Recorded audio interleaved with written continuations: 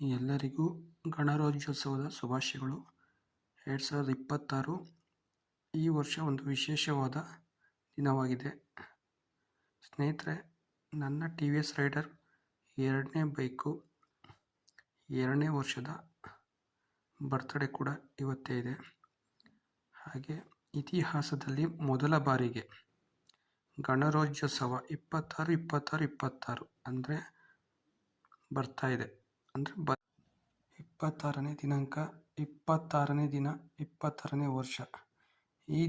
ಈ ದಿನ ಮತ್ತೊಮ್ಮೆ ಬರಲ್ಲ ಸ್ನೇಹಿತರೆ. ಇದನ್ನು ನೋಡ್ತಿರುವ ನಾವೇ ಪುಣ್ಯವಂತರು ಅಂತ ಹೇಳ್ಬೋದು.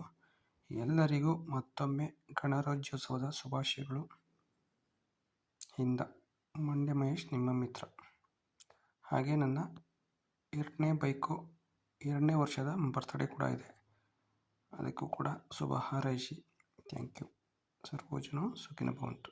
Thank you. Take care.